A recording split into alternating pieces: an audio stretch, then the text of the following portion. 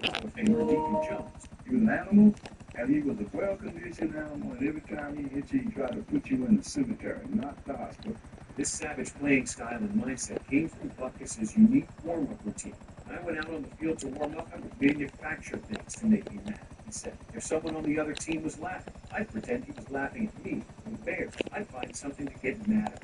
It always worked for me. But opposing players were definitely never laughing at Butkus. In reality, they were definitely told me he was going you know what? The first time I ever played against him, rookie year, as a former Packers running back, Arthur Lane was there. If I had a choice, I'd sooner go one-on-one with a grizzly bear. Butkus, afraid that I could get up every time Butkus hit me. In addition to laying the boom on guys like Lane, Butkus led one of the NFL's all-time greatest defenses and tackles for 8 straight seasons. Jack Lambert was another linebacker in charge of one of the league's most terrorizing defenses ever, serving as the face of the steel curtain, and it was an unforgettable. Get a Pangy. Missing his 4 upper front teeth, Lambert's Get a toothless job. perfect representation of his playing style. Before becoming a legend, John Elway, in his first career game, had to go up against Lambert's Steelers. It was a moment that Elway would never forget, one he couldn't wait to end. He had no teeth, and he was slobbering all over himself. What? Hey, yo! You can have your money back. Just get me out of here. I can't tell you how bad Niggas I gay? wanted out of it. Nicknamed Dracula in Cleats, Lambert's motto was, "We're the Pittsburgh Steelers. We're supposed to be the Intimidators." Did everything he could to live up to this. Even if it meant Niggas sloppy. thrown The out of the fuck? Super Bowl. Niggas gay, bro. Cowboys safety Cliff Harris taunted Steelers kicker Lloyd Strauss, patting him on the head while playing his field goal. Lambert responded immediately by body slamming Harris to the ground. After the game, he explained the move by saying, "When I see injustice, I try to do something about it." Lambert never shied away from confrontation and always had his teammates' backs. His bold attitude and fearless play inspired teammates and propelled them to 4 Super Bowl victories in just 6 seasons. And with just as cool a nickname as Dracula in Cleats, Dick Night Train Lane was never supposed to make this list, let alone play in the NFL. Lane played just 1 season of junior college football before serving in the U.S. Army for 4 years. After being discharged from the Army, he happened to pass by the Los Angeles Rams office on his bus ride to work. Despite a total lack of experience playing the sport at a high level, Lane decided to stop in and asked to try out as a receiver. The team was so blown away by his raw athleticism, Lane eventually switched to defensive back, and the Rams quickly fell in love with his ferocious playing style. It didn't take long for the rest of the league to become familiar with this, as the NFL had to create rules against Lane's brutal tackling style. He became known for wrapping players around the neck or grabbing their face mask and slamming them to the ground. People started calling him Night Train Necktie. In 1961, he tackled John Arnett by the face mask and was running at full speed and left him lying motionless on the field. Next year, the NFL made a rule prohibiting grabbing the face mask to make a tackle. They later banned a tackle around the head and neck for what was Shut up, nigga. largely because of Night Train. For Lane, there was no malicious intent, explaining my object is to stop the guy. Yikes. I'm usually dealing with ends who are This should take all damn day, if I hit them dog. in the legs, they may fall forward for a first down. There's nothing I hate worse than a first down. In addition to wreaking havoc with his tackling style, Lane was also immense as a ball. To this day, he still holds the NFL record for most interceptions in a season with 14, somehow doing so in only 12 games. But Lane isn't the only player on this list who also finds himself all over the NFL record book. And while most people associate scary football players with defenders, this guy actually played on the other side of the ball. Throughout his career, Jim Brown made sure that the opposing team always saw him in the warm-ups. He said, knowing that they've been told all about me all week, and how they'd have to watch out for me, and how they'd have to plan to stop me and gang tackle me, I challenged them by saying, this is the guy, man, take a look. Here it is, right now, 232 pounds, 6 foot 2 inches. I can beat you with 40, and I got attitude. The attitude is, you're going to hit me, and I'm going to hit you. What could be mistaken for an arrogant mindset by Brown was a well-earned, confident swagger. He knew that he was nearly impossible to bring down, as he led the league in rushing in 8 out of his 9 seasons. Unfortunately for Brown's opponents, this unbelievable feat wasn't just the result of him just outrunning them. Saying that he viewed football as the closest civilized thing to war, Brown would often bulldoze his opponents. His famous line was, make sure when anyone tackles you, he remembers how much it hurts. And his opponents sure did remember it. Brown set the all-time record for most career rushing yards with 12,312. yards per carry with 5.2, and rushing touchdowns with 106. It's been more than 50 years since he retired, and his record of career rushing yards per game still stands at 104.3. Not only has it stood the test of time, but no other player has even cracked the 100 yards per game mark since. And while Brown was always a superstar on the gridiron, James Harrison's journey to making this list is a true underdog story. Undersized at only 6 feet tall, Harrison was released 3 different times as a rookie. And instead of giving up on his dream, he used those setbacks as inspiration and fuel to become one of the strongest and most durable. I wanna play with you everywhere.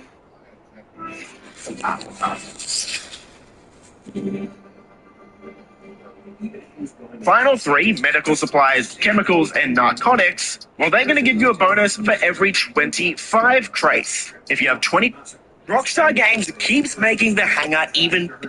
Okay, you've got 2 down.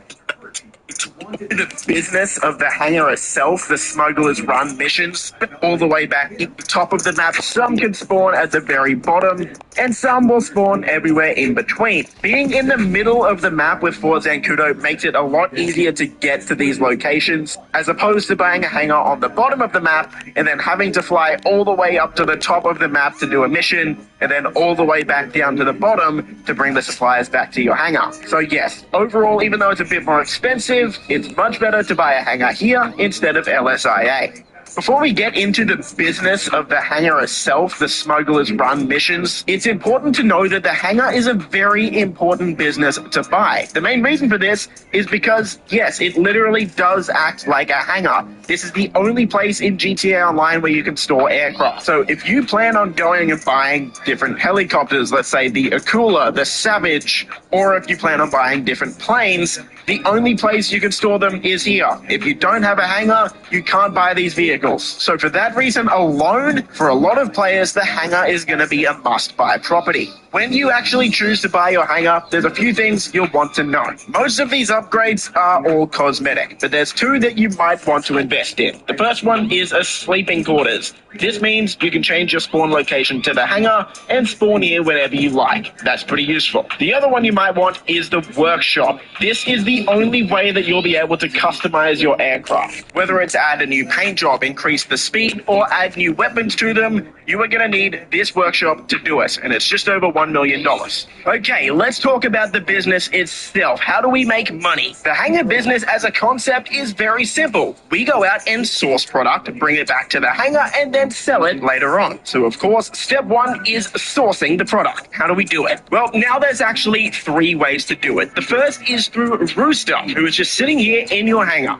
You can walk up to him, pay him $25,000, and then he'll go out and source cargo for us. When he comes back in 48 minutes, there's a 75% chance that after those 48 minutes, he'll bring us 1 crate, and there's a 25% chance that he'll bring us 2 crates. However, the type of cargo he will bring you will be completely random. And as we get into making profit with this business later in the guide, you'll see why that's actually a very bad thing, and you might want to avoid Rooster altogether. Let's talk about the other 2 ways to source cargo. Both of these are through source missions on the computer in your hangar's office. So let's go in here, pick a supply to source, and as you can see here, we can either start an air source mission or a land source mission. Here's the thing. In the middle of 2023, Rockstar added these land missions in. They didn't exist before this. And Rockstar, realizing how much people hated the hangar, made the land missions so easy and quick. So my advice to you is never even do an air source mission. These things take up to 2, maybe even 3 times as long, and they're still just going to get you 1 crate if you're doing it solo. For a lot of players, those missions will take between 5 and 15 minutes depending on the mission you get. The new land source missions, on the other hand, for any player with a decently fast vehicle to get across the map, these missions can take as quick as 3 minutes, and in most cases, it won't take any longer than 6 or 7.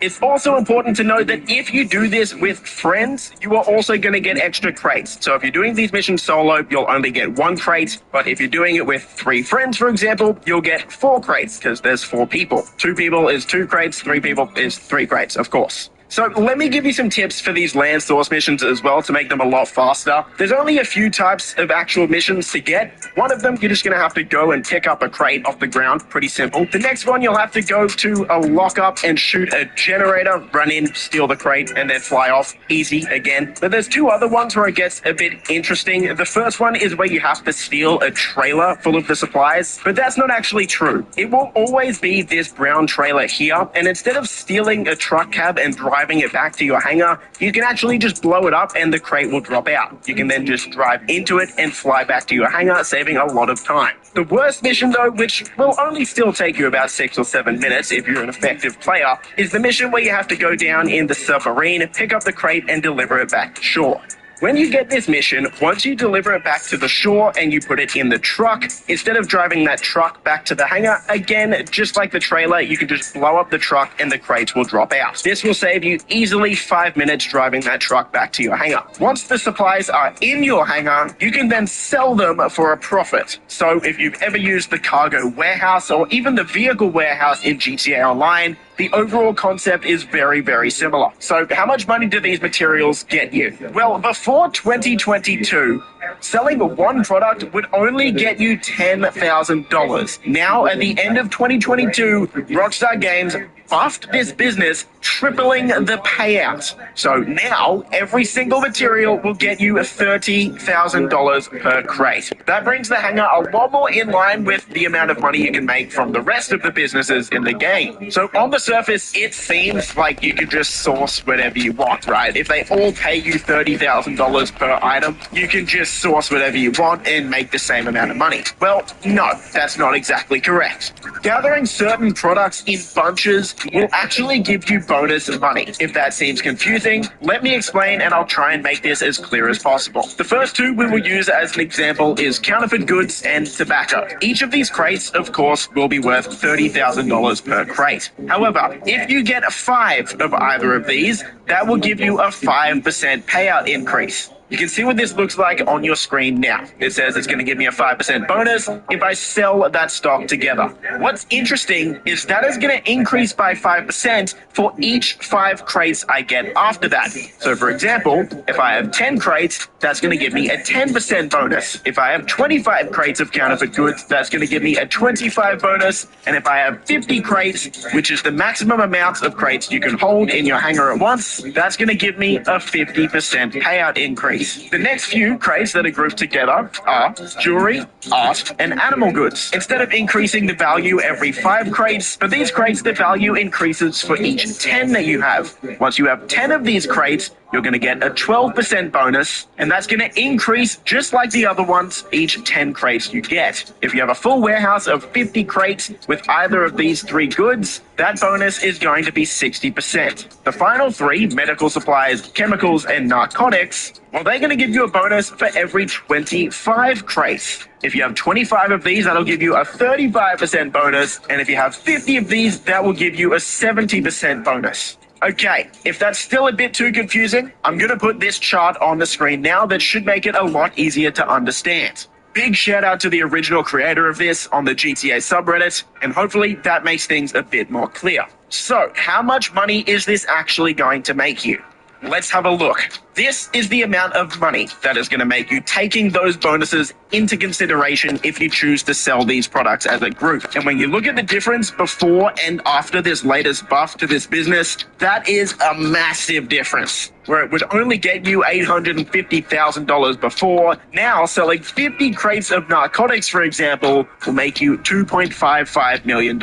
That's a fair bit. You'll also need to note, like it says here, Ron is going to take a 2.5% cut of anything you sell, but honestly, that's not that big of a deal. Let's talk about actually selling this. How does the process work and how many crates should you have before you sell? Well, here's the thing. With this latest update, now we also have the option to sell our crates via air or land. And if we sell them by air, there's a very good chance that there will be 3 sale vehicles that spawn, meaning there's gonna be a low chance we'll be able to complete this by ourselves, at least in a public session. However, if you sell it by land, no matter how many crates you have, you will only get 1 sale vehicle. That means you could potentially be selling over $2.5 million of product and still only have one vehicle. It makes it so much easier than it was before. Alright, before we get into the profit per hour, one final thing I want to mention is the cooldown that's going to appear once you source crates. This table here will help make it a lot easier to understand. After you source a specific crate, let's just take counterfeit goods for example, once you deliver this back to your hangar, there's going to This is sticking in my mouth. Yeah. Shit, Ellen, what's this supposed to do?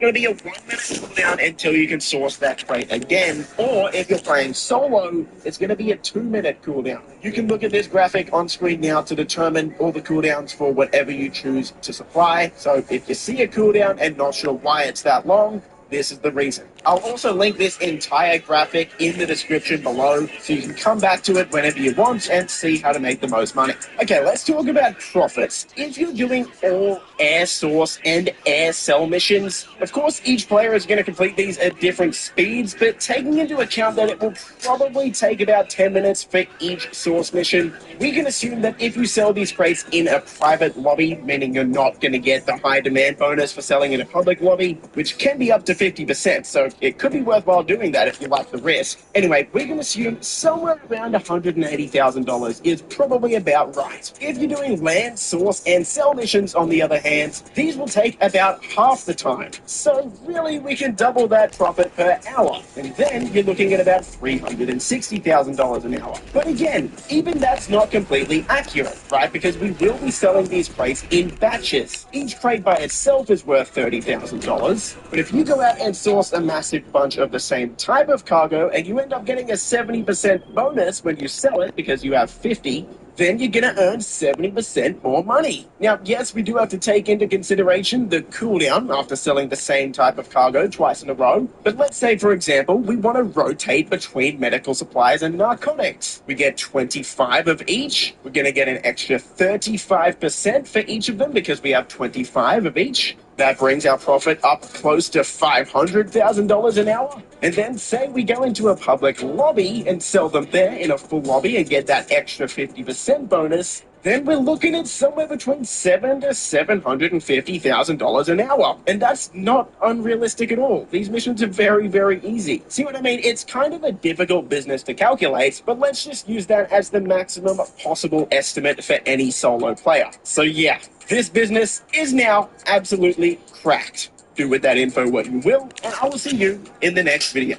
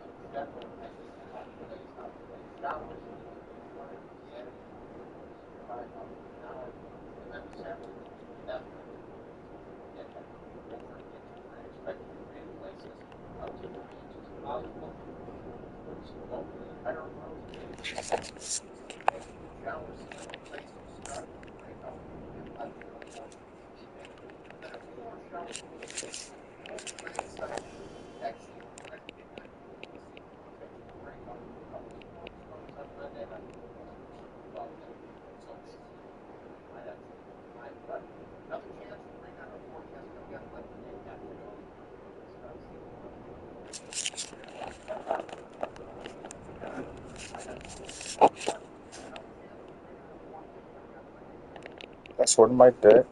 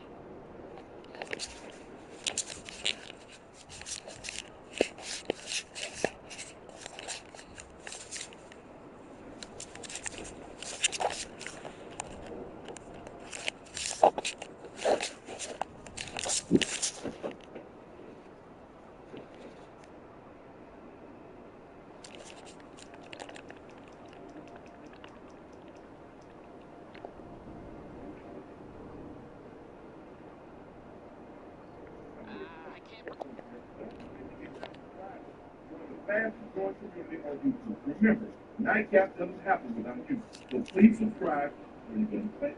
Move it, guy. This guy don't lie. I'm just throwing the idea out there. Because the format is definitely not before. I've given Coach time and myself have given Devontae Samuel more attention since he's been retired than he's ever gotten. After tonight, I'm done with this. There is nothing to debate.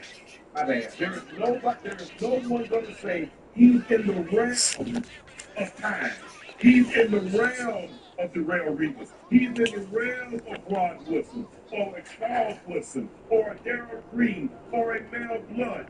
He's not. I don't give a damn what he says about the field, Rod Woodson. There's nothing to debate. I mean, there's no one going to say he's in the realm of time.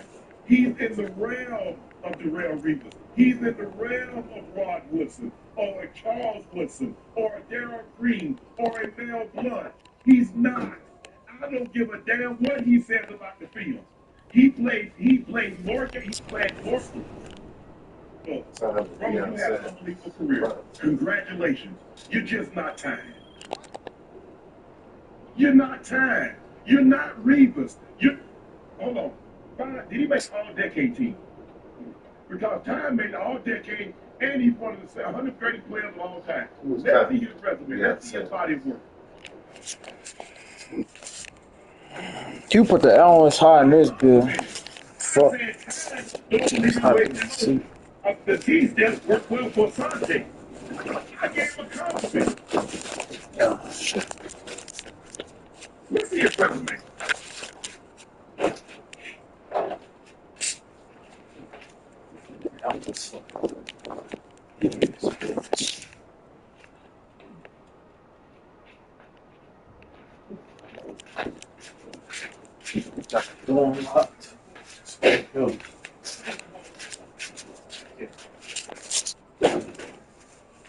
Second number Super Bowl. But one guy was the defensive player of the year. One guy as a defensive back swung the balance of power. I'm not worried about that. He go to one team, Okay, he keeps the other team from going. He goes to the other team, he keeps that team from going. No. Bro, you had an unbelievable career. You went to a Pro Bowl, you're an All-Pro. You're not trying. And that's not enough. It's okay. It's okay. But I don't know why you get mad at me.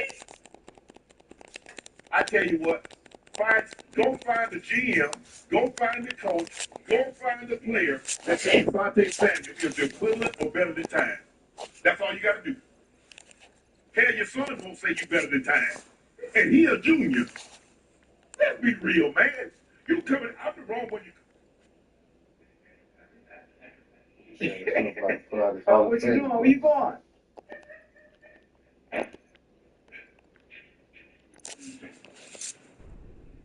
I got that. I don't know what you're talking about, bro. I don't know what you're talking about. I complimented you. I said you had an outstanding career. I say the T-step served you well. I just said you weren't tired. That's okay. If somebody said, you know what, Shannon, you had an unbelievable career.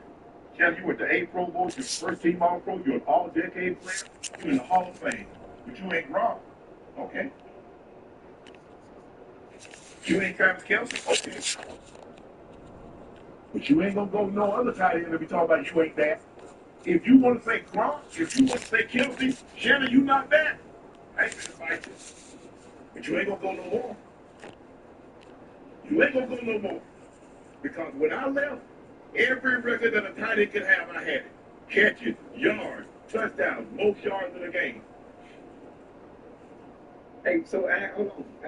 Now that you mentioned that, when we factor in the number of statistics, does that play any factor in a solid pick, or it doesn't matter? It's just curious. He had more pass breakups than few interceptions. How many pick sixes did he have? All I know is when I went to the game, Yeah. I had every record that a tight end could possibly have. Ain't nobody had them but me. Now, then it came along and broke them, Lonzo broke them, and Gage did this, and Gronk and this and that. But I don't know why he mad at me. I gave him a compliment. Yeah. I said he had an outstanding career. I said the key step for him served him well. This episode of Nightcap is brought to you by Cologuard, a non-invasive colon cancer screening test. Did you know endoscopy is needed after a positive test? Do not use Cologuard test if you have asked you. Now, you can see it older. Oh, I like the dialogue.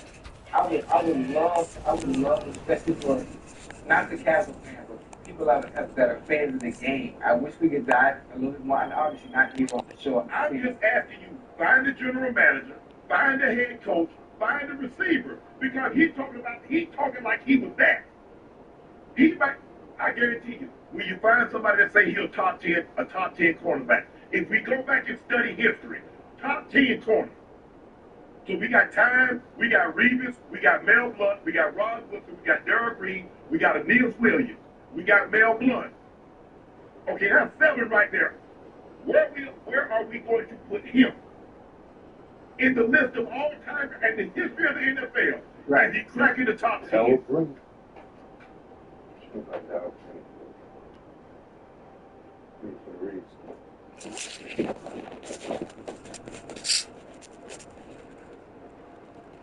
That's your homeboy. He's smart. I'm gonna tell me. You tell me. What would you put him? 9 and 5 after you. I just named 7 guys. Which one of those 7 guys are you putting him in front of? Jeremy? I'm asking you. Oh, I forgot about Champ Bailey. You put him in front of Champ? May I ask a question? Are you putting him in front of Champ? You heard me? You hear me? Where would you put it? Well, I asked you. I'm asking you a question. Yes. Now I'm asking you, where do you rank it? Based on what you call it. I just asked him a simple question. I gave him 7, 8 names. He talking about where would I rank you? I asked you. Yeah, because it's on your track. I get it. You will probably bump into him. Hold on. Hey, hold on. It don't matter who I bump into. Okay, well, you got in front of the guy that I mentioned. Buddy, he addressed you. Why you asked me the question? He addressed you, so I'm asking you where you rank. I already understand it. Are you putting? He's not in front of Time. He's not in front of Reeves. He's not in front of Rod Wilson. He's not in front of Charles Wilson. He's not in front of Mel Blunt. He's not in front of Neil Williams. He's not in front of Champ Bailey. That's Mel. That's the guy. Okay, Who is he in front of? Is he top 10 all time in the history? Bill Turtle. Is he?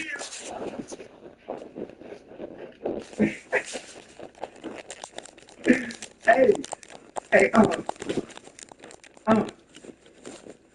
just asking. He got all these facts. Who is he in front of? I tell you what. Who is he in front of the list that I just made? and you name all time, like all time. He talking like he all time great. That's the problem. Nobody got a problem with him saying he's not good. We're talking about, he's talking about, I think he's talking about all time great. The guy that I list, he's at the front of the line. Time Mel Blunt, Defensive Player of the Year. Charles Wilson, Defensive Player of the Year. Rod Wilson, Defensive Player of the Year. There been a lot of guys. But number 2 is at the front of the line. Yeah. He talking like he in that room. Look, we go into a room. And the Hall of Fame, okay, we go into a room.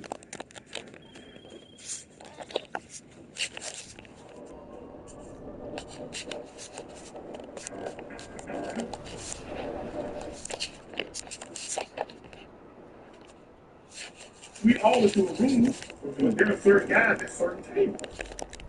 We in the room, but we not at that table.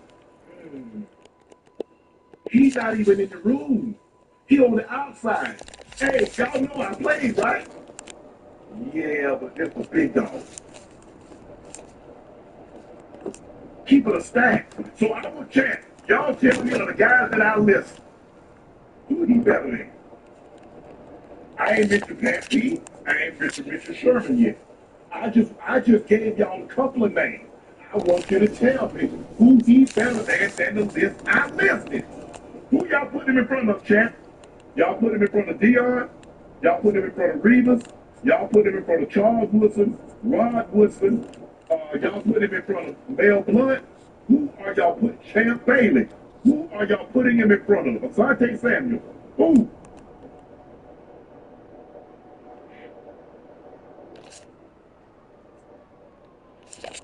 I'm trying to see what the chat talking about. No, I want you to see the chat talking about. You played against him. What you talking about? You played against Charles Woodson. You played against Pat P. You played against Sherman. Where you put him in front of? I think it's sure, but I did my thing everywhere I went. You hear me? It was like Halloween. If I knock on the door, I'm coming to get some candy. I'm asking you a simple question. Of the guys that were mentioned, who is he in front of?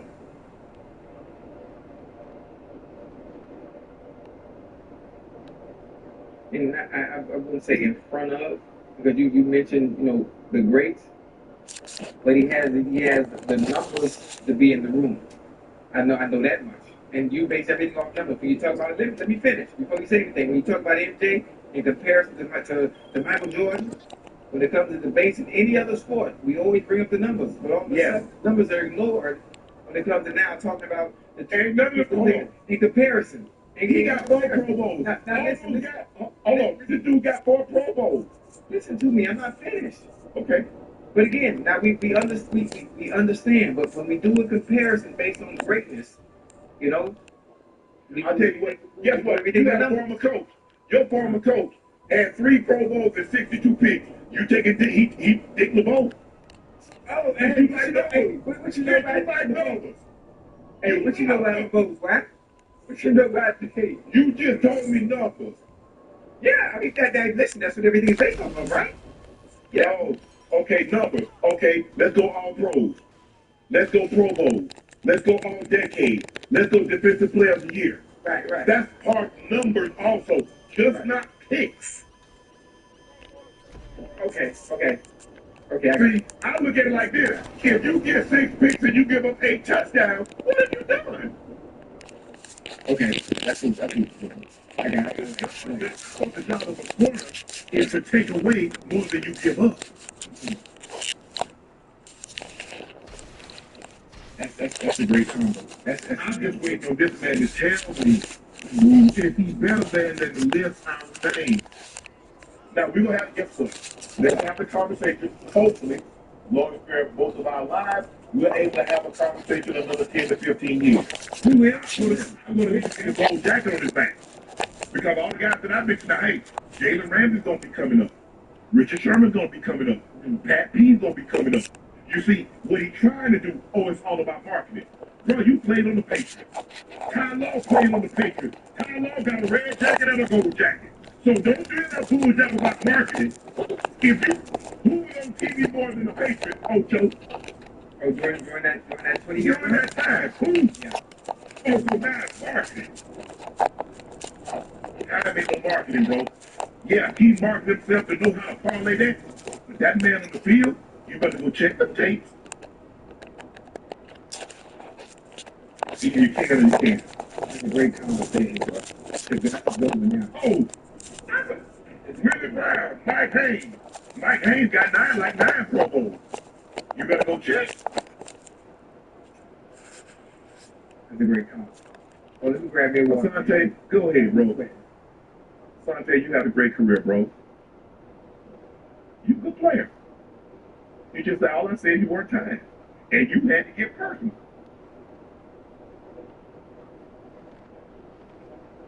I don't know why.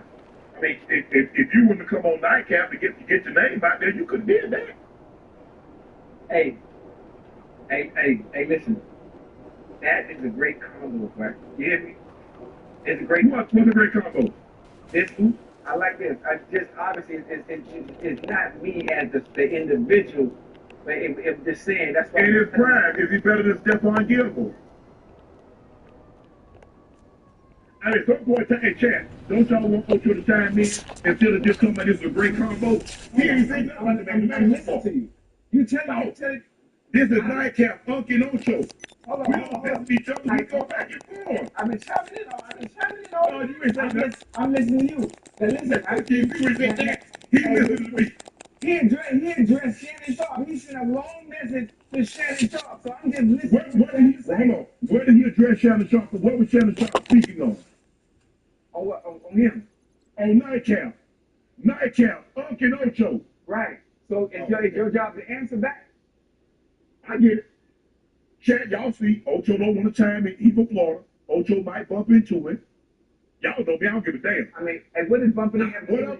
See, here's the problem. Here's the thing with Shannon Sharp. Whatever Shannon Sharp say on Nightcap, Shannon Sharp, if he's booked into said player, Shannon Sharp is man enough to stand on that. Bro, you not time. You not Charles Woodson. You not Rod Woodson. You not Darrell Reeves. You not Mel Blunt. You not Mike Haynes. You not Darryl Green. You not. That's. Now, of the 10 guys that I named, find the coach, find the receiver that say Asante Samuel is better than any of those guys.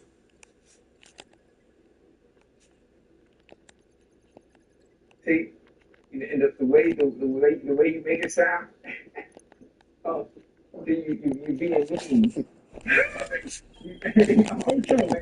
Ocho, you being, and you see, you hear how you make it sound?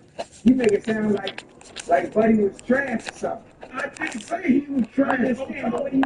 I'm just saying the way you talking, like you acting like we just sitting here talking about some old bum shit. I'm just curious. Ocho, who can I say?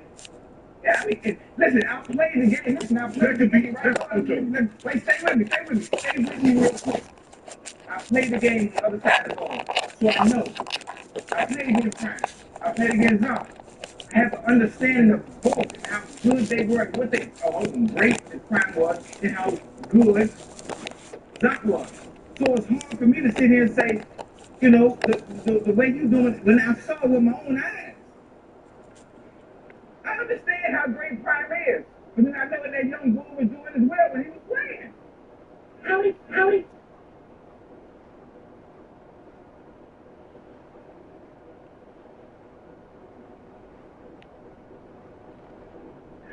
All I said he was good. I said he was a very good player. Had an unbelievable career. He used the technique.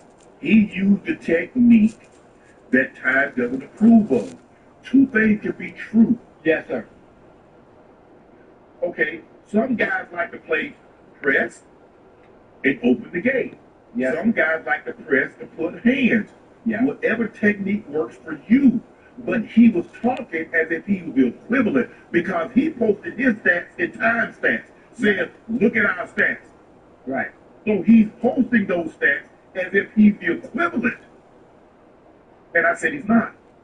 I didn't say he wasn't a good player. I said he went to Pro Bowls. I think he was an All-Pro. I know he won Super Bowls in New England.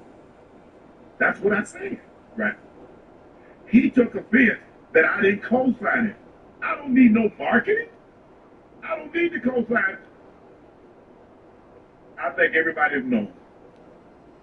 I didn't have an opportunity to critique time when he played, when he went back for those 2 years. Because he was mainly a safety and he didn't start the game. Okay, that's fine.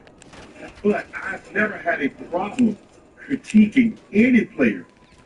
I critique Tom Brady, Peyton Manning, you name a player, Ray Lewis, receivers, T.O., Randy. I've never had a problem critiquing because I'm basing it on my intimate knowledge of the game and film study. When I was at CBS, I would watch film. How many times when I was at CBS or Fox, when you ever heard a guy call himself a shut up and know what the hell he talking about? No, that ain't happen. See what y'all trying to do. Well, if you do this, that's not what I said. No, I never, see, the difference is, Skip tried to say, I said I was better than Tom Brady. I said Tom Brady wasn't playing well. Why would I, as a tight end, compare myself to a quarterback? Okay, right. I would need to compare myself to Gronk, to Kelsey, or a tight end. That's the only way you can get an equivalent.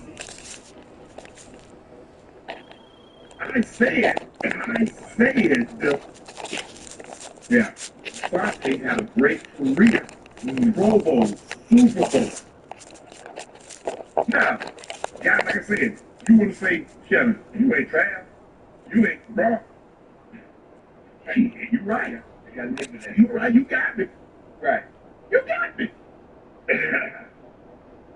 But I'm just confused. Hey, but look, bro, I gave you 15 minutes of fame. Fame that you never would have got had you not mentioned me or time. Enjoy it. Now, go back to your solitary life. Nobody's gonna. When was the last? I tell you what, Joe. When was the last time? Prior to last night, when was the last time you heard somebody mention Sante Samuel?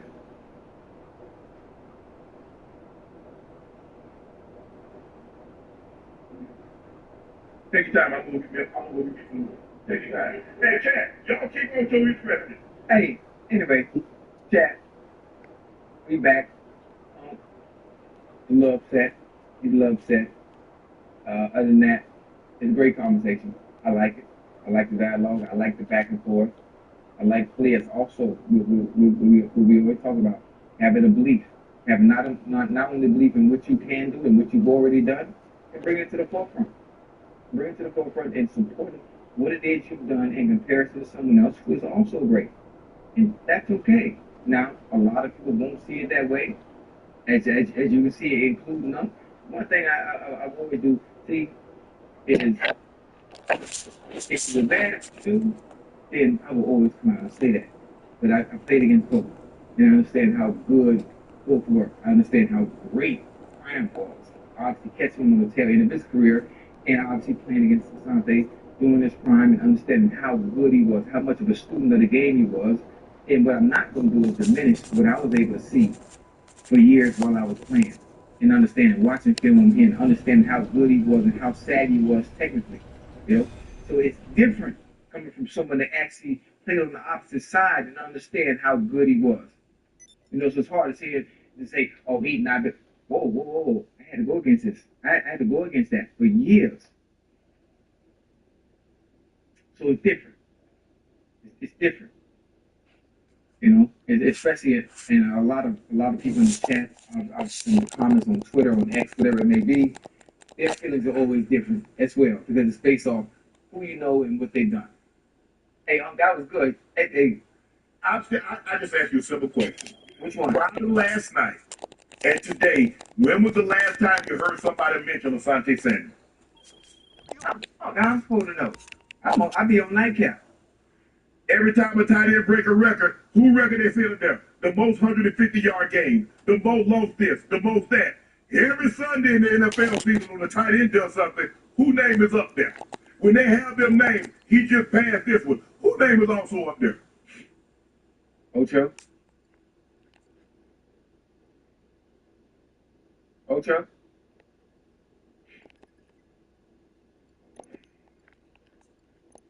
Don't worry about Ocho.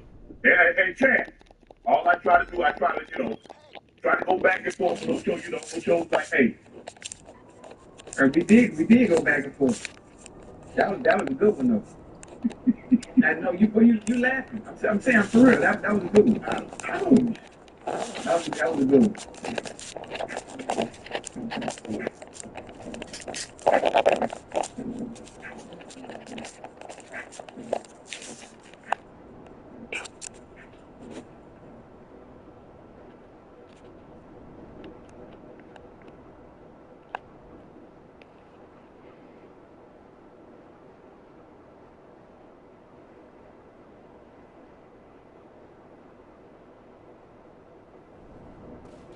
Hey, y'all, it's your favorite host. Make sure you hit that subscribe button down below to Nightcap YouTube channel so you never miss a single live stream or video of myself, Ocho, and Kill. Remember, Nightcap doesn't happen without you. Make sure you hit that subscribe button. Thank you.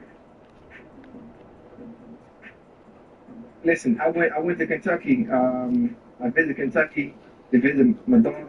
And you know me, when it comes to competing, I can't sit still. So I get out there and I want to do the train. I want to do the training with them. Man, I did two 250s, and I thought it was over. And then they had the 400. You had to do the 400. They had two 400. You had to do the 400 in a certain amount of time. Oh yeah, for sure. Everything is time based. Yeah. Oh, them track workouts. And I get the rest. So you want to finish your gases, not very fast, but fast. They're like, hey, you better ask 84 if you're gonna run. I'm like, you know what? Hey, keep it from running by yourself. I run with you. I run with you. Yeah. Yeah. That's what you know it. Yeah. Something else. So I make sure I'm talking about at the peak. Yeah. Yeah. Because that's a terrible feeling, to be honest. I felt bad for my team. You gotta work. You gotta run no matter what. Anyway, the shape. Yeah. And you wanna, you know you got the time, you get the rest. Okay, so You wanna finish your gases, not very fast, but fast enough so you get enough time to rest based on how much time you had to rest. You know, either way, you gotta work. You gotta run no matter what. But oh man, I'm so glad the day's over. The worst kind of tired to be is out of shape tired. You know what I'm saying, Ocho? That's why, you're not going to get me. Yeah. Once they find out you're tired, now they get this nice message to hamstring something else. So I make sure I'm like for condition. Yeah. Because that's a terrible feeling, Ocho, to be honest. I felt bad for my teammates, they didn't make, they were overweight, they got 100. But a lot of them I would run with them. Right.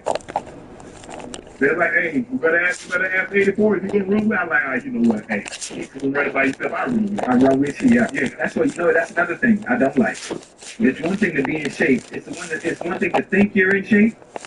It's one thing to think you're in football shape, the way we train it all season, and then there's a football shape when you're in an organized, structured environment, being pushed and pulled with the pads on. There's the pads on. That's why when teams don't have players in training camp and they holding out for money and all this.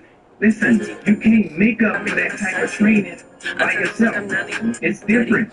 You thinking you in shape? You done all this training in the off season. You get in the training camp, and on the second or third day, you sore from head to toe. Yeah. Because it's different. It doesn't matter how much you train, how hard you train. In a structured environment, it's different. People are pulling and pushing on you, and you have to dodge. You can't implement that kind of training. You can't. You get in football shape by playing football. Football. CD Lamb. I don't like what Dallas is doing. Right. And then granted, like you know you didn't want to get him in the first place. Why wait this long? Why wait this long? Now you got to go to another team when he does get traded. You got to learn a new playbook. Even if you are implementing in OEA, whatever it may be, still, now you got to play yourself into shape. Even if you think you're in shape, you're not. Yeah. They don't get it. We did sideline. Okay, no. So this is what we did. When I first got to Battle State, only got this. That is real. We had like 110, 115, 20 players on the football team. God damn. Okay, I got to bring him on bringing up the machete. Pretty impersonal. How should I do it? I feel like I'm Nelly. I'm Devin. I'm on his bestie. Think I'm petty. Off the Jenny. Going stupid like Ed and Eddie. Cut him on bringing up the machete. Pretty impersonal. Ed like get. Over, back, over. What? Over, back, over, back. We went to 8. 8. 8. It's only supposed to be down, back twice. That's it. Over, back, big, that's it. Back, over, back. That's one. We did that twice. Oh, hell. And then we practiced. Nah. Ocho. Right hand before God. Hell nah. Ocho, about 11 o'clock at night. Man, you ever heard all them Foot Locker slammers? Call right. Breaking up. They don't out of there. They out of there, yeah. Came back the next day, we was down to 75 players. From 115, 120 to 75. I can imagine. That's more torture, though. Whenever you think about that. And then we had 3-hour practice in the sun in Savannah. You from Savannah? Y'all know what I'm talking about. Yeah, that's too much. Now, you know your boy. I'm running on the track. I just yeah. I'm in state. So, I ain't 108, 280 pounds. Back then, my freshman year. Right. So, I already know how coach you come in. So, and so, they try to break, they're going to try to break it. It's just different now. And also, I don't know if you got this, but they're going to try to break you first. Oh, yeah. You know what I'm talking about. We got that. So the defensive coordinator, he was in charge of the whistle. So he blow the whistle, we take off running. You know, we've been running about 10 minutes. Right. It's all quiet, everybody. I said, I bet you get tired of blowing that whistle before I get tired of running. Ooh. You tired he likes it? He blow the whistle. I said, I tell you what, run me till I drop. But, hey, so now my teammate, he's just blowing the whistle. Right. He's blowing the whistle. Now they mad at you. Yeah, he mad at me, but he don't know. He hurting them. Because I already know. If it's hurting me, it's killing them. Right. You know, that's the way I train. If it's hurting me, it's killing them. But I said, I tell you what, all I need you to do, coach, run me. Just don't let the cafeteria close because I got to eat tonight. But keep running.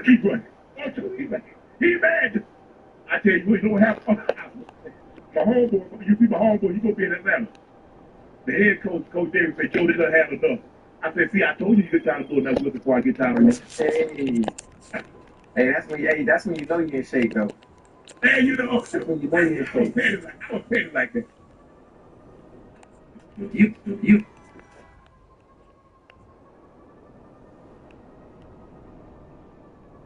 Damn. That was some good days, boy. No, you know what? I look back on it, I'm like, damn, where the hell? Ain't no way now you could put those kids, college or That? That? oh, no. Hell no. Yeah. Listen, the coaching is different. The coaching, the way we were coached.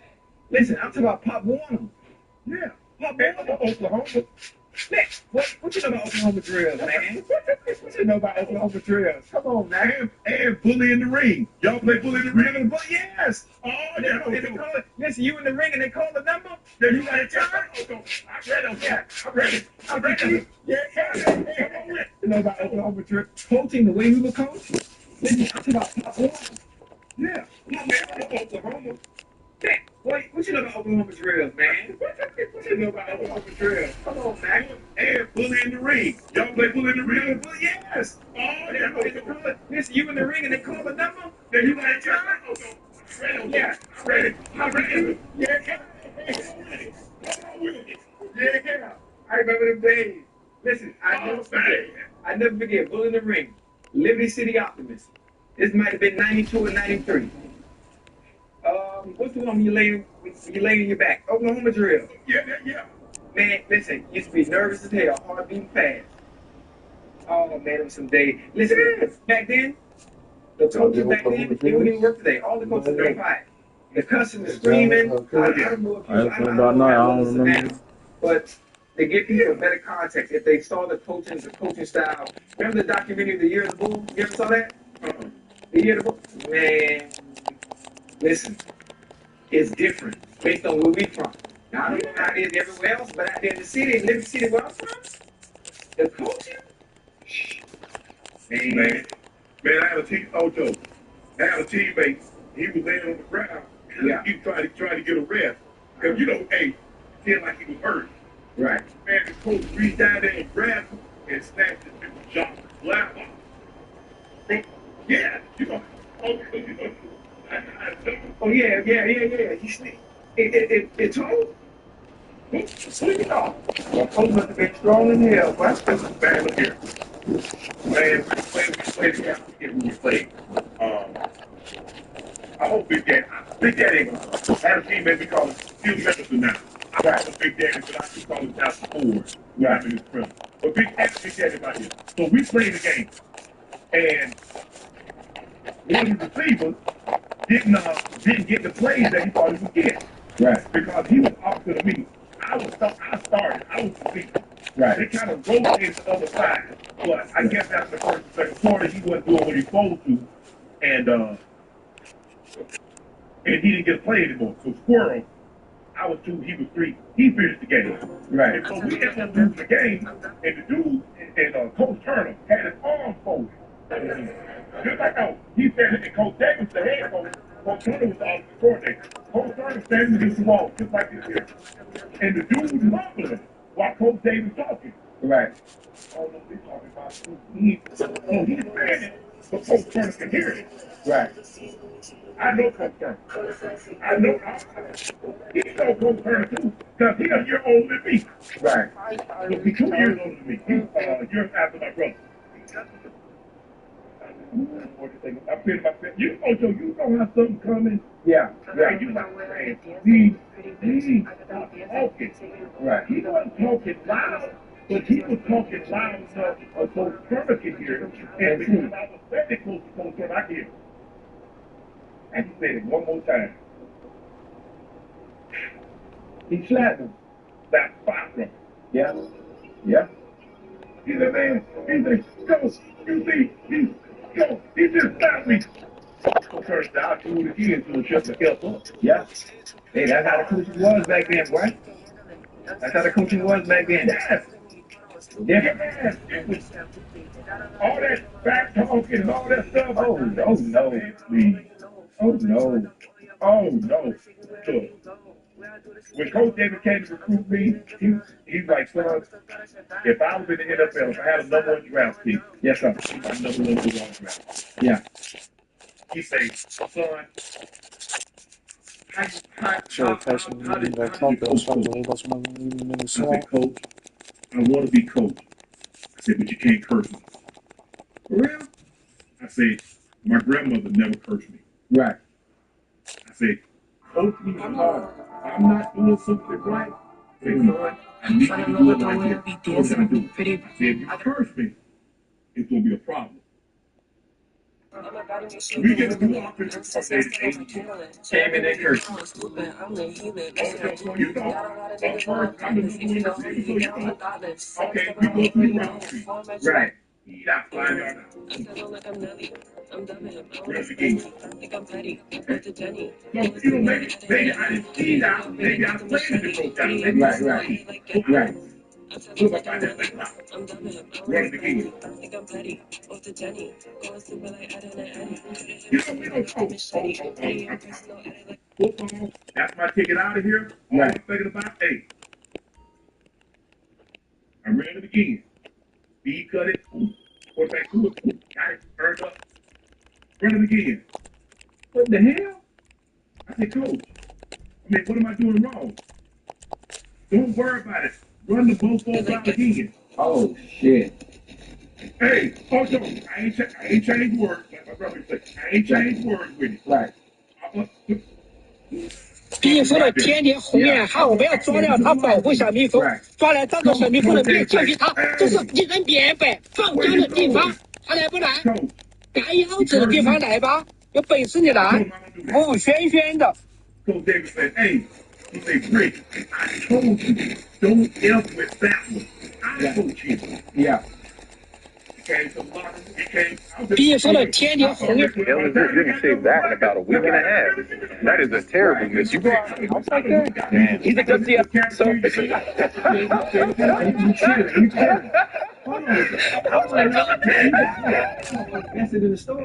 didn't save that in about a week and a half. That is a terrible miss. You go out in the house like that? He's a dusty so.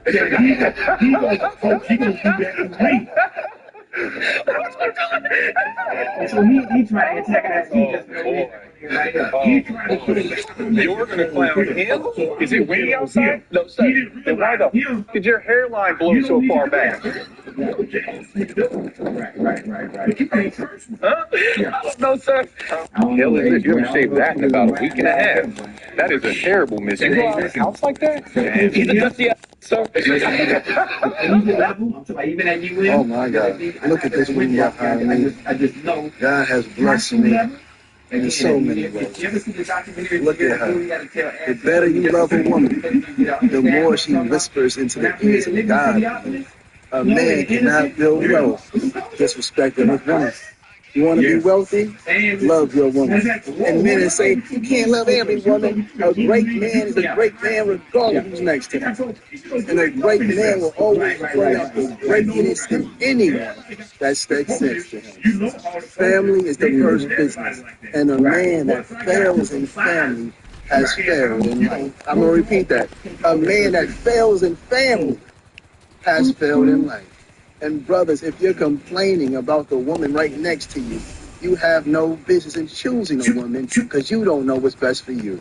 I give all praises to the Most High. A woman is the greatest gift given to man by God.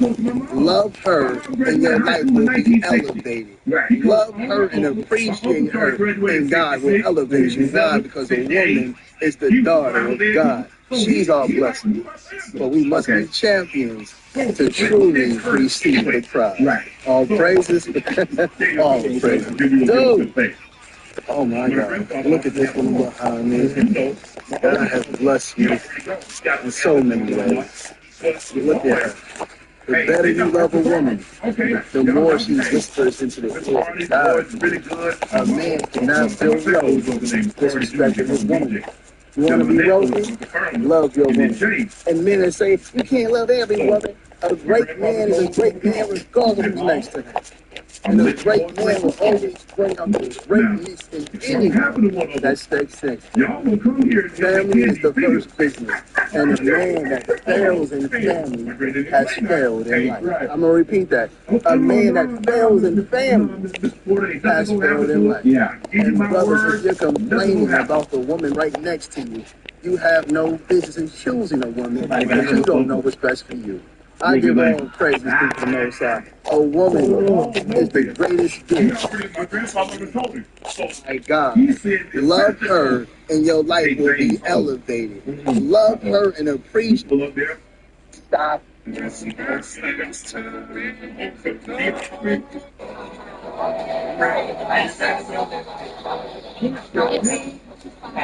Mr. Barney, that's why Us Latinas, we don't like to be called babe.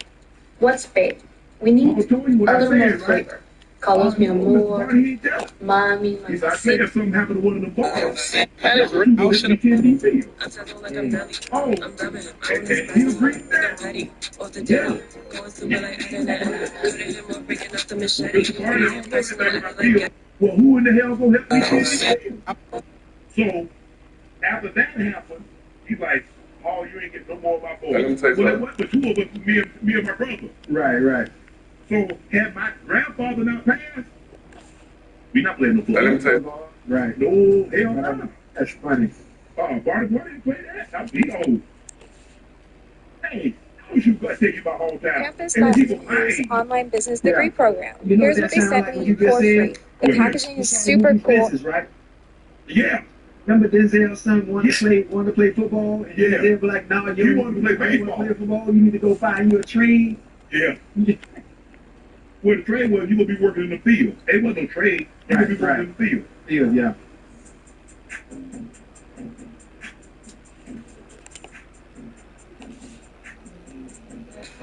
Tonight I ain't drinking.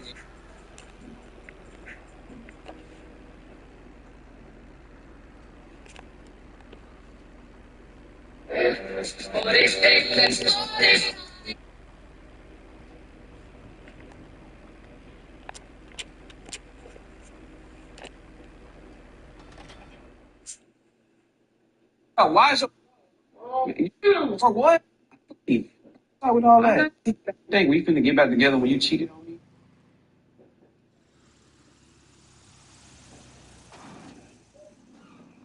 Hey, let me tell you something.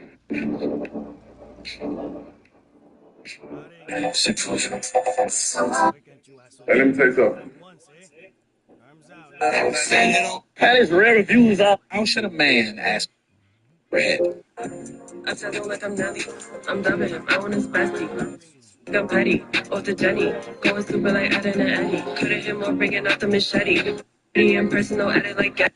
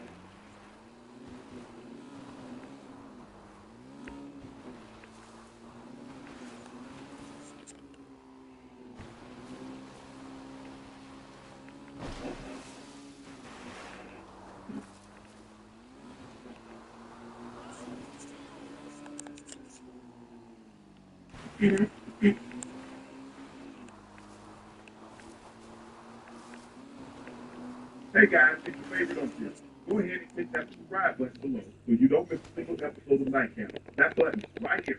Come for the sports, stay for the story. Joining us, three-time Pro Bowler, two-time All-Pro, Defensive Player of the Year.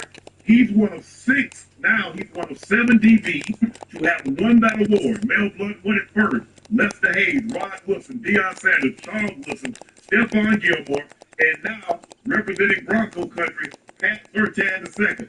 PS2, what it do? Yo, what's good? What's happening? Man, bro, I'm proud, man. You represent Bronco Country extremely well, man.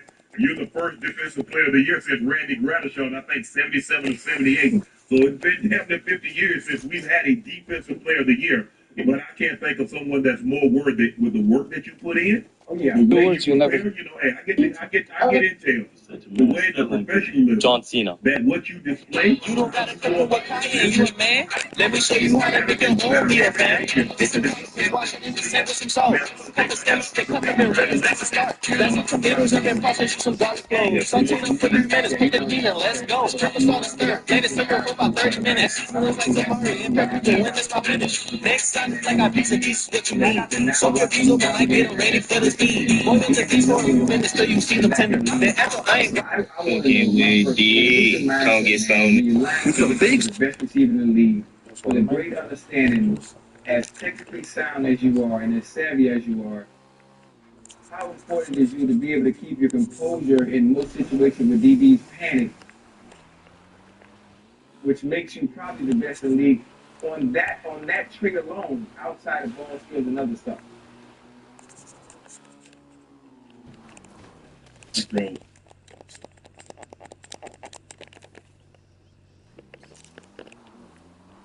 Yeah, somebody we not about to get you a Boost Mobile contract, bro. So you'll stop freezing up on them.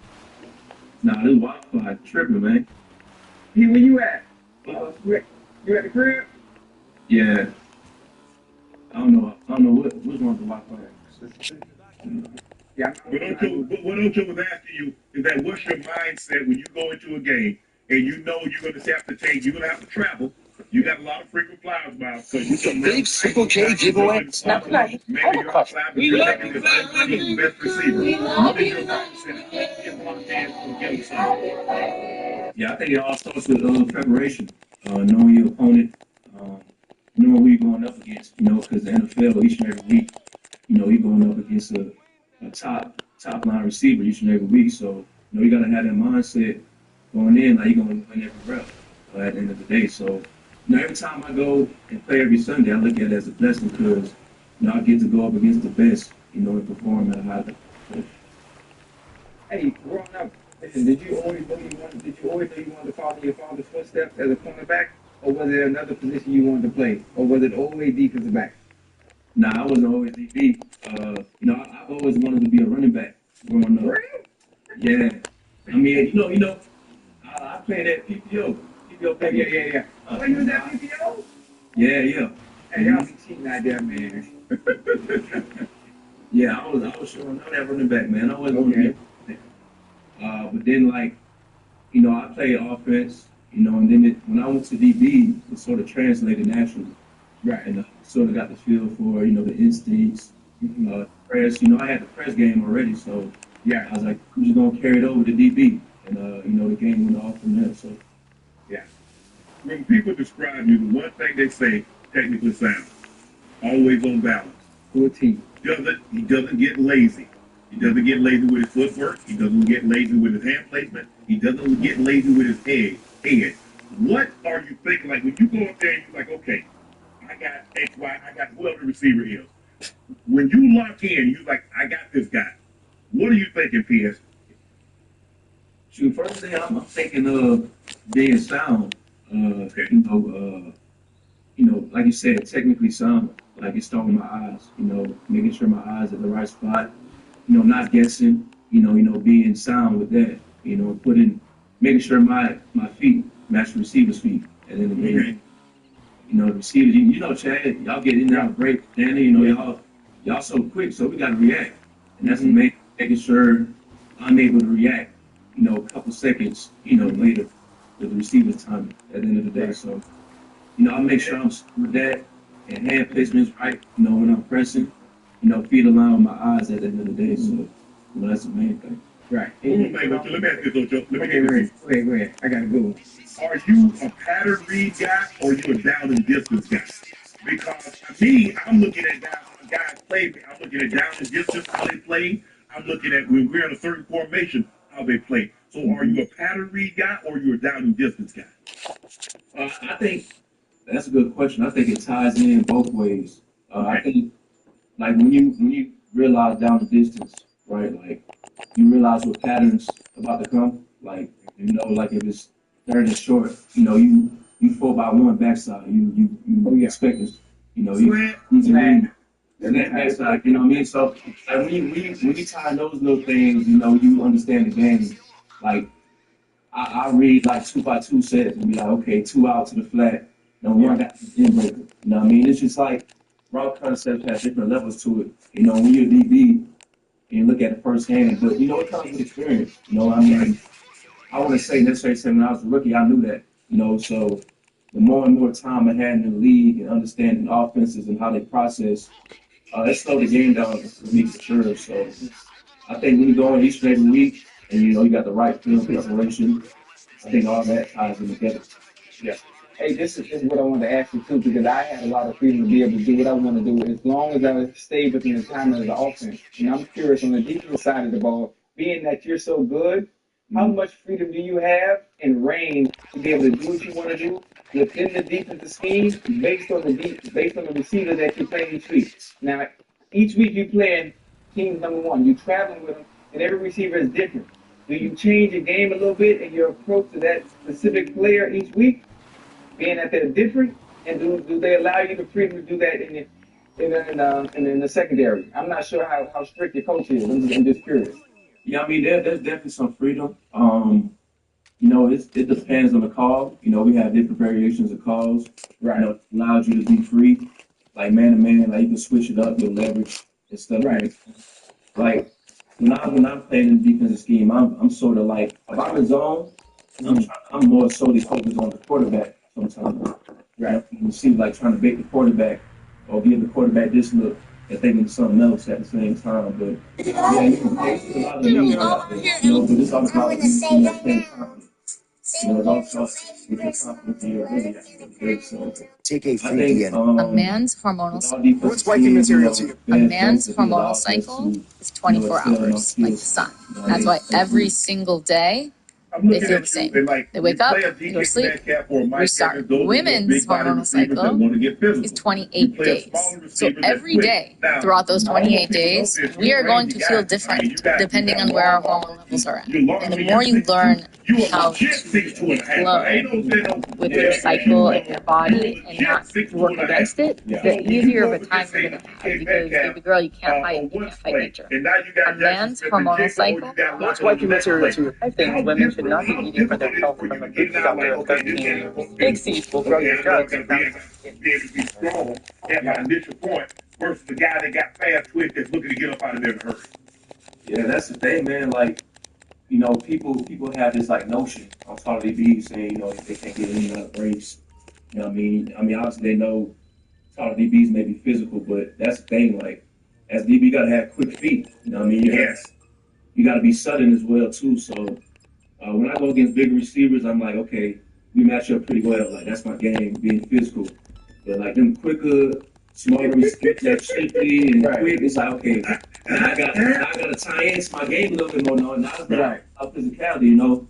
It's all about the feet, being aware, being sudden. But you know, that just goes in, you know, towards the work in the off season, like making sure my short area quickness up the farm, you know what I mean? All that ties in together because you know them receivers stop on the dime.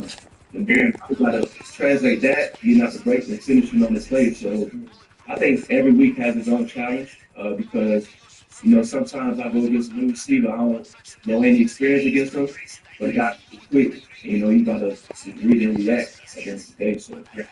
This episode of Nightcap is brought to you by Cologuard, a non-invasive colon cancer screening test. Did you know that estimated based on a large number of studies of patients with the older, all fathers and all genders can occur? Cologuard is available by prescription only. Listen, for me, my toughest challenges, you know, during my tenure, during my career, obviously, you know, playing within the division, having to deal with the Ike Taylors, the Lee Bardens, obviously Darrell Rivers being the best DB I've ever gone against during my tenure in the league. Who would your top three receivers be that you feel are the most difficult to cover? Or will give you issues? You know, I mean, I'm trying to find a way where you can give them, you know, their flowers without saying that they can beat you. You know, but there's always somebody. Yeah, you know, that's crazy because the receivers seem like every year, like another receiver pops up, like people have.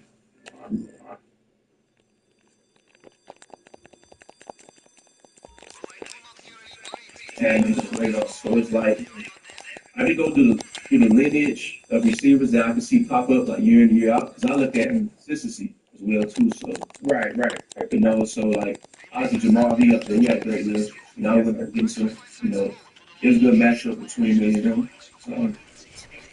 Good battle. Then we had like Devontae Adams. Yeah. And we had good battles. Like I look at dudes that I battle against. You know what I mean? Right. You know, we have our good matchups. And let me see. I say Tyreek Hill. Oh, and he's been like he was that dude for sure. He's that dude. So they're good matchups. Pat, your dad, senior, all pro. How much time did he spend with you once you decided you're gonna play DB? How much time did he spend with you? Did you guys watch film? Did he say, okay, look for this? Did he work with you on certain things? So what's been some of the lessons that your dad, having a dad playing the NFL, play at a high level, what's some of the things that he's taught you? Yeah, I think it's an honor. You know, being able to, you know, sort of, you know, have that, you know, person in your life that played at a high level. You know, you know, just learning from him, learning what he's seeing from the game. What? You know, Hello. it's fun, you know. Jamari, I don't feel like talking back in the driveway. I left my pink flip flops on my dresser on that place. You know, being Go able get to it in front translate of that me. game now, it's honestly a blessing. But you know, I learned a lot. I mean, Go ahead. It's pink. Pink flip flops. Hurry up. I mean, he's played in the league for, you know, a long time.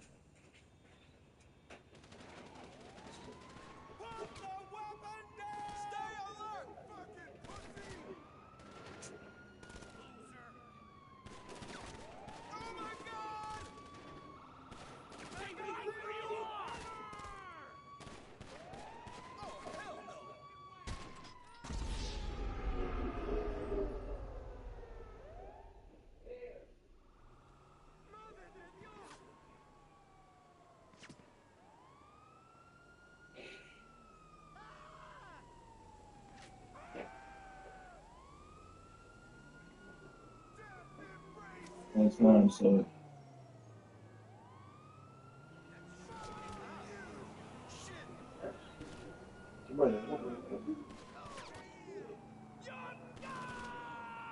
being able to have that on my side with his experience, it helps a lot. You know, just from when I was in the backyard just doing drills with him, now just watching film and stuff whenever you have a chance to, I think it's honestly a privilege for sure. Let me ask you this. At Alabama, Coach Saban spent a lot of time with the DBs. He was very, very hands-on, coaching, eyes, this, feet, this, and this. Tell me about Coach Saban and his approach to coaching DBs and some of the lessons that he taught you. Because it seemed like Coach Saban was hard. I told you to do it like this. Yeah. Yeah, that's him, man. Like the thing is about Saban, like obviously he's very hands-on, but it's with a purpose. Like it's with a result that comes with it. They like, you know, the things he teach you, you know, you just can't hear it one ear and not the other. You got to really lock in and understand because he'll come back with you and challenge you with the same question each and every day. And then if you don't lock in, that's when you're like, man, I can't trust you. You know what I mean, I can't put you on that field. Yeah. And so I think a lot of things he says was very, you know, prevalent, you know, to what he teaches. And you know, it was a pleasure because, you know, every once in a while you needed that. You know what I mean? You needed somebody getting your ass and hearing that. I mean, I think it was definitely a learning experience for me, but it was well worth it. You know, being coached by the greatest college football coach to ever do it, you know, at the end of the day. So, you know, my time there spending with him, I learned a lot.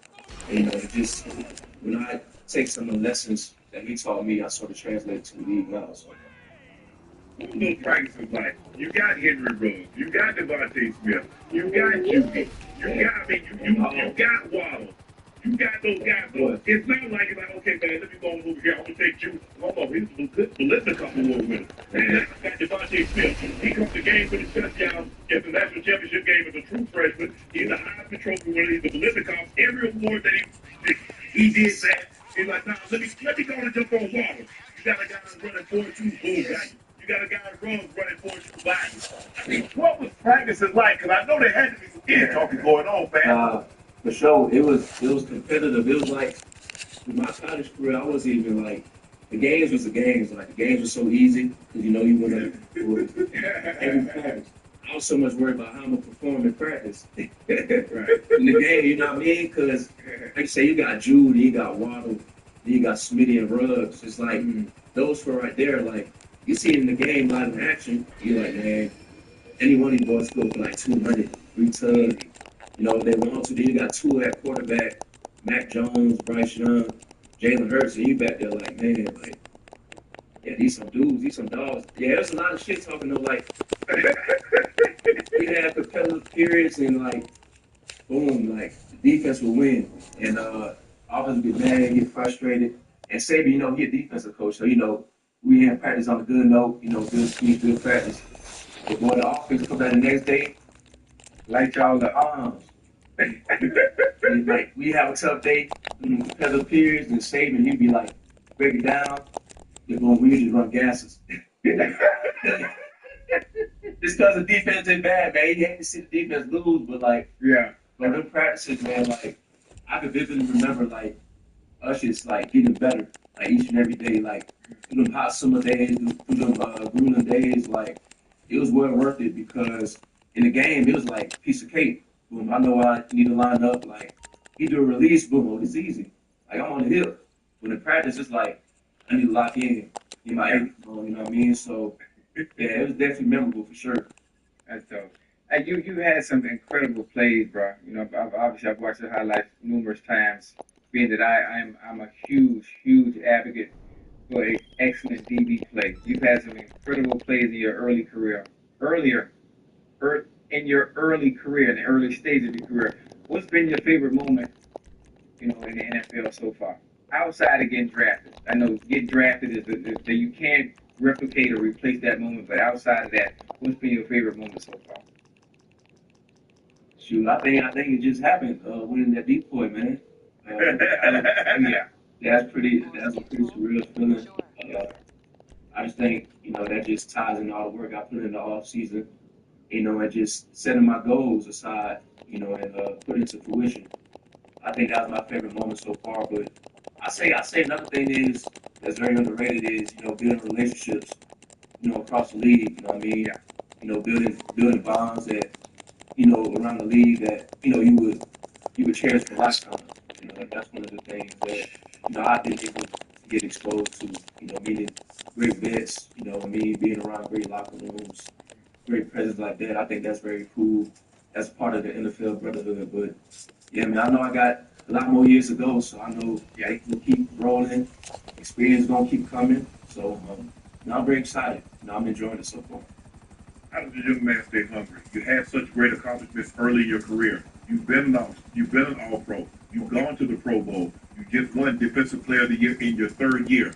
What does Pat Surtain do to stay hungry? Because a lot of times when people achieve an accomplishment, you climb a mountain, you're like, yes. But the really great ones find another summit to scale. What does Pat Surtain do for an entrepreneur? Now I just realized at this point, man, you know, you done everything, you know, at some point, but there's always room to get better. Like sometimes I'd be like on this play, like, man, I could have did something different here. Be like, boom, like, what's that next step, you know, for me to get there? You know what I mean? Like, I'm still a work in progress. You know what I mean? I still haven't reached my ceilings at the end of the day. So I feel like there's more work to be done. And I feel like right now, you know what I mean? People get into that, you know, get to that point where, you know, people gonna be their A game, you know, each and every team. You know what I mean? They're gonna try to, you know, have their best game against me. You know, have their best game against me. So I feel like, you know what I mean? I'm still hungry. You know what I mean? I'm still working. I'm still the same dude each and every week, preparing the right way, fundamentally, and I'm making sure I keep on sharpening my toolbox. So, you know, this offseason, I'm putting work in and get better. And then it's basic. You got a great game. Speaking of season, you know, I got the police with me too now. You know, yeah. I think every day, you know, you know, we're going to BAZ. Oh, you playing in Arizona? Yeah, I'm BAZ, man. Man, that dude, hey, Pat, man, he fixed me last year. Also trying to get off the dude, man, dude just on the sideline. He put both hands in the air. Not so he just stand left or right, left. Okay. Yeah, great play. Listen. Right here to him, he's squeezing. Hey, listen, what you got to Pat, Pat, you got to understand. I hadn't done nothing like that in 12 years. The man asked you that happened. Nah, that ain't happened. This man. Shaq, you lying? Yes. Yes, it is. Anyway, listen. Hey, That happened. You gonna have a chance, man. come again? Wait. Whoa. Come again in first place? Say that one more time? You gonna have a chance. That is definitely You don't have a chance. Bronco country. Stand up. That's what we do. We're gonna get you here on this one. You guys made the playoff. Your first couple of years didn't have a whole lot of success. This year, you seen their father quarterback and Bo Nix, who was a rookie, played extremely well. What are the expectations moving forward next year and beyond? Yeah, we got great expectations. I think this was just the start. You know what I mean, of a long journey ahead. I mean, like you said, Bo, you know, we got a great young core. You know what I mean, and we also got some veterans as well, too. So, you know, I'm looking forward to it, man. I feel like we ended the season on a good note, but not the note that we wanted to, because obviously we was, you know, going into that playoff run looking for more. Some look I'm letting Shan say that. Sustain it, you know, and finishing the right way. Through the East looking for Jim, put him to sleep. And that's the main goal, man. Just, you know, building See, man, this dude, yo, man. I think, you know, Watch your videos. Bring everybody back together. Talking about Long Jones. I'm looking forward to it. I think we're going to be more hungry just because, you know, we went to the playoffs, but not only that, we got a lot more left in the tank. So, yeah, it's going to be. I'm excited. You're not satisfied. You can Pat has Burt. You can comp his Burt at off-fieldshop.com. Off-fieldshop.com. You call Pat Sultan second merchandise. Check it out. What do you have? Beanies, hats, hoodies. What you got going on over there, Pat? Shirts, hoodies, beanies, everything you need. Limited edition. There it is. Your boy, limited edition. Randy, Defensive Player of the Year. Bronco Country. Number.